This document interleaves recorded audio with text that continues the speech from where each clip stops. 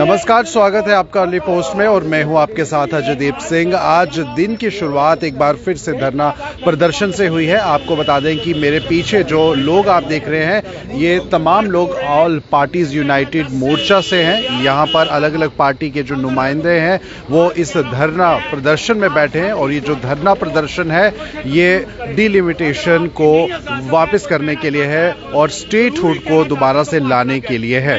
जी हाँ, जिस तरह से यूनियन टेरिटरी बनी है हमारी जम्मू कश्मीर की रियासत और यहाँ पर तमाम जो लीडर्स हैं एक बार फिर से इकट्ठा हुए हैं और यहाँ पर इनसे हम बातचीत करने की कोशिश करेंगे कि आखिरकार किस लिए ये जो है यहाँ पर दोबारा से स्टेटहुड की मांग कर रहे हैं और यहाँ पर अलग अलग लोग हैं उनसे हम बातचीत करने की कोशिश करेंगे। इनसे जानने की कोशिश करते हैं। सर नमस्कार। जानने की कोशिश करते हैं। हाँ बिल्कुल। सर क्या आप यहाँ पर आज प्रदर्शन के लिए बैठे हैं, क्या मकसद है डिलिमिटेशन को और स्टेटहुड को लाने का? ऑल पार्टीज के साथ शिवसेना भी इनके साथ कंधे के साथ कंधा मिलाकर खड़ी है कि तमाम मांगे हमारी ऑल पार्टीज की जायज हैं। हम राज्य का दर्जा अपना वापस चाहते हैं। सबसे पहले डिलिमिटेशन रिपोर्ट ने ना तो जम्मू के साथ इंसाफ किया है ना ही ये कश्मीर को कुछ कर पाए हैं। हमारे यहाँ पर जो सीटें 50 होनी चाहिए थी, ज्योग्राफिकली हिसाब से हम ज़्यादा हैं, जनसंख्या पॉपुलेशन के हिसाब से जम्मू ज़्यादा है। डिलिमिटेशन ने भी जम्मू के साथ कोई इंसाफ नहीं किया। जम्मू की जनता की तमाम विरोधी पार्टियां जो विपक्षी पार्टियां थी उनकी कोई मांग नहीं डिलिमिटेशन ने मानी गई। अपनी मनमर्जी और सिर्फ बीजेपी के इशारे पर काम किया है। उसी के विरोध के अंदर आज हम सब लोग यहाँ पर एकत्रित हुए हैं ऑल पार्टी के बैनर तले और जब तक हमारी मांगे नहीं मानी जाती ये धरना प्रदर्शन जो है जायज रहेगा। हमें राज्य का दर्जा बहाली चाहिए, जल्द से जल्द लोकतंत्र प्रक्रिया बहाली चाहिए और डिलिमिटेशन ने जो जम्मू के साथ नाइंसाफी की है वो खारिज की जाए। डिलिमिटेशन रिपोर्ट हमें नहीं चाहिए तब तक डिलिमिटेशन लागू ना हो जब तक जम्मू कश्मीर को उसका अपना राज्य का दर्जा वापस नहीं मिलता। मौजूदा हालात जो इस समय राज्य में है, बीजेपी की बहुत सारी इस बात को लेकर दावे थे कि 370 को जो है हटाया जाए, उसके बाद स्टेटहुड से काफी समस्या जो है घाटी में ठीक होगी, लेकिन हालात कुछ वैसे ही हैं जैसे थे शुरुआत में। रोजाना देखिए टारगेट किलिंग कश्मीर के अंदर हो रही है। 5 अगस्त 2019 को जम्मू कश्मीर की आवाम को एक सपना दिखाया गया था कि बहुत जल्द उनको जो है यहाँ लोकतांत्रिक प्रक्रिया बहाली कर दी जाएगी, राज्य का दर्जा बहाल किया जाएगा। हमारे मुख्यमंत्री प्रधानमंत्री आदरणीय नरेंद्र मोदी जी ने और अमित शाह जी ने सदन के पटल पर यह दावा किया था बार बार के बहुत जल्द लोकतंत्र प्रक्रिया बहाली होगी और राज्य का दर्जा वापस दे दिया जाएगा। 3 साल के आसपास हमें बीतने को है 2005 अगस्त 19 के बाद आज तक हमें ना तो राज्य का दर्जा मिला ना ही यहाँ पर लोकतंत्र प्रक्रिया बहाली की गई। उसके बाद अमन शांति की जो हमें पैगाम दिया गया था कश्मीर के अंदर बहुत जल्द अमन शांति होगी, वो भी जमीनी तौर पर कहीं पर दिखाई नहीं दे रही। रोजाना कश्मीर के अंदर टारगेट किलिंग हो रही है, हिंदू कश्मीरियों का अत्याचार हो रहा है, उनकी हत्याएं हो रही हैं जिस पर जो है अंकुश लगना चाहिए जल्द से। मुश्किल होगा क्योंकि केंद्र में सरकार बीजेपी की है और बीजेपी का हमेशा से इस बात को लेकर एजेंडा था। आप लोगों के लिए कितना सख्त होगा प्रदर्शन, किस तरह से आप आगे लेकर जाएंगे दोबारा स्टेटहुड को लाने? जहां जन समर्थन होता है वहां प्रदर्शन कोई मुश्किल नहीं होता। यहां तमाम पार्टियों का समर्थन है और सबसे बड़ी बात कि जनता का समर्थन है हमारी मांगों के अंदर। जहां पर जनता का समर्थन होता है, केंद्र सरकार हो चाहे राज्य सरकार हो, उसका झुकना पड़ेगा और जनता की मांगे को मानना पड़ेगा।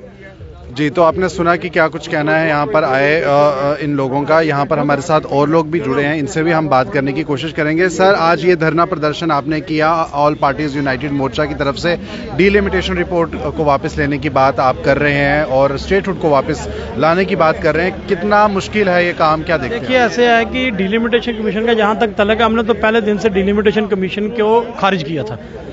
जो हमारी पार्टी सदर ने पहले दिन से कहा था, हमने कहा था कि ये एक पॉलिटिकल पार्टी, किसी एक पॉलिटिकल पार्टी को फायदा देने के लिए किया गया और वो आज सबके सामने आ चुका है। रही बात हमारी पार्टी का स्टैंड, हम तो 5 अगस्त 2019 से पहले वाली सिचुएशन की बहाली मांगते हैं क्योंकि 5 अगस्त 2019 को पार्लियामेंट में जम्मू कश्मीर के साथ धोखाधड़ी की गई है। तो डिलिमिटेशन कमीशन की रिपोर्ट को तो खारिज हमने पहले ही किया था। आज जम्मू कश्मीर की सभी मेन अपोजिशन पॉलिटिकल पार्टियां जो हैं उन्होंने भी आज धरना देकर उसको खारिज किया है। तो डिलिमिटेशन कमीशन की रिपोर्ट हम तो पहले दिन से समझते थे, लेकिन आज मुझे खुशी है कि हमारी दूसरी अपोजिशन पार्टी को भी समझ आई है, तो हम इनके साथ हैं।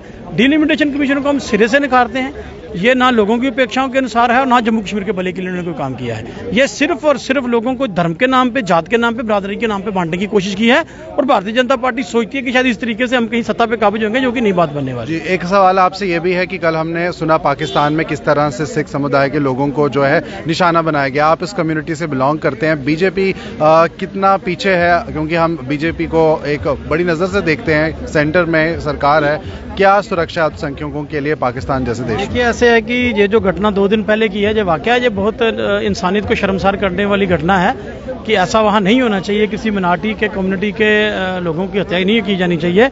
लेकिन भारतीय जनता पार्टी से आप क्या उम्मीद कर सकते हो? ये क्या मिनार्टियों की बात करेगी? ये तो खुद मिनार्टियों के सख्त खिलाफ है। इनमें तो भारतीय जनता पार्टी ने तो आज तक, मुझे बताइए कि यहाँ आप इंडिया में देख लीजिए, मैं तो सबसे पहले तो हम हिंदुस्तान के रहने वाले हैं, तो ठीक है, अगर मिनार्टी के लिए कहीं बाहर बात होती है तो ये हम बात जो जरूर करते हैं। लेकिन भारतीय जनता पार्टी जो है, कश्मीर में मिनार्टी आप देख लीजिए, वहां पर मिनार्टी में कत्ल हो रहे हैं, भारतीय जनता पार्टी की सरकार है। तो बीजेपी अपनी संभाल पा रही, तो हमें बाहर कहां ये शेल्टर देंगे?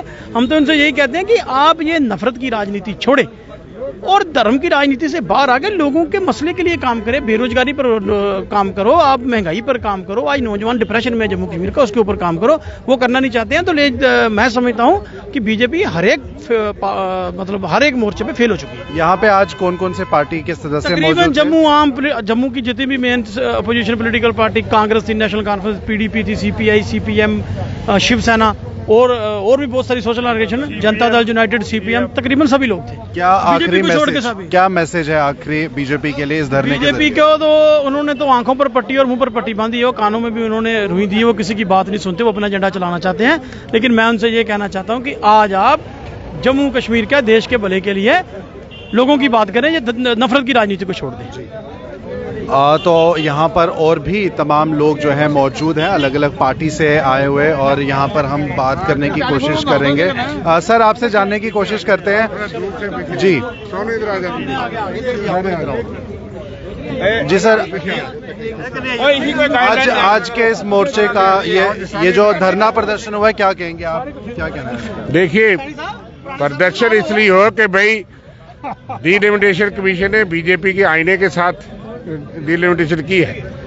इसमें ना जम्मू का इंसाफ हुआ, ना कश्मीर का हुआ, ना राजौरी पुंछ का हुआ, ना कठुआ का हुआ, ना किसी इलाके का हुआ। ये सिर्फ बीजेपी को फायदा देने के लिए रिपोर्ट है।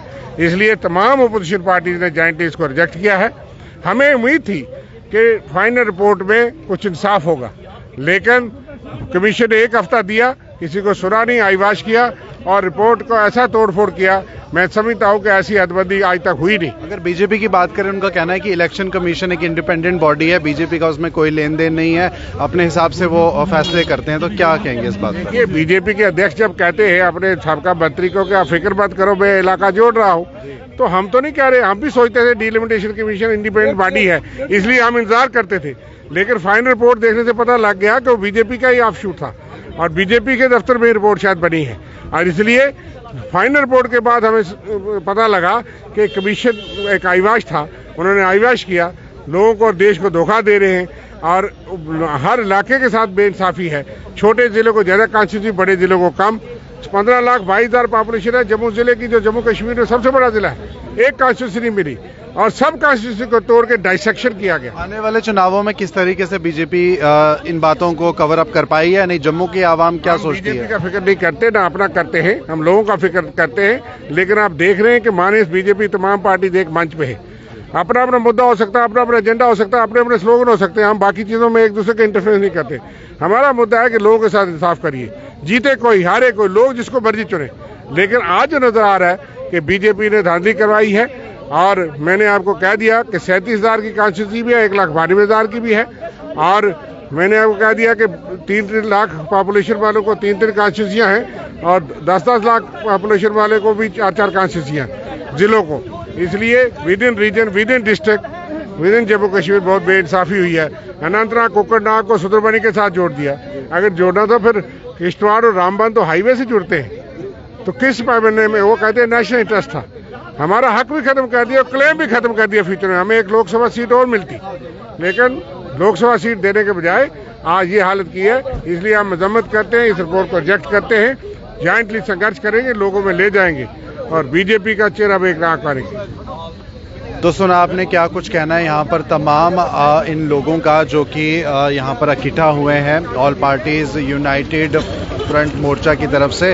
आपको मैं बता दूं कि यहाँ पर लगातार डिलिमिटेशन को लेकर जो है वो बात की जा रही है। डिलिमिटेशन कमीशन की जो रिपोर्ट है उसे सर से खारिज जो है वो किया जा रहा है इन तमाम लोगों की तरफ से, और ये अलग अलग पार्टी से यहाँ पर आए हैं और इस बात का कड़ा विरोध करते हैं कि जो डिलिमिटेशन की रिपोर्ट है वो जम्मू की आम जनता के बिल्कुल खिलाफ है, वो सही तरह से नहीं बनी है जिसमें जम्मू के युवाओं को नौकरियां मिल सके, रोजगार बढ़ सके, ग्रोथ जो है ओवरऑल जम्मू की हो सके। इस बात को लेकर कड़ा विरोध जो है यहाँ पे दर्ज किया जा रहा है। साथ ही साथ स्टेटहुड लाने को जो है ये बातचीत की जा रही है। शुरुआत में जब यूनियन टेरिटरी हमारी जम्मू कश्मीर बनी थी इस बात का आश्वासन जो है केंद्र सरकार की तरफ से दिया गया था कि जल्द से जल्द जो स्टेटहुड है उसे वापस किया जाएगा, लेकिन अभी तक काफी समय बीत चुका है, स्टेटहुड की कोई बात नहीं हो रही है।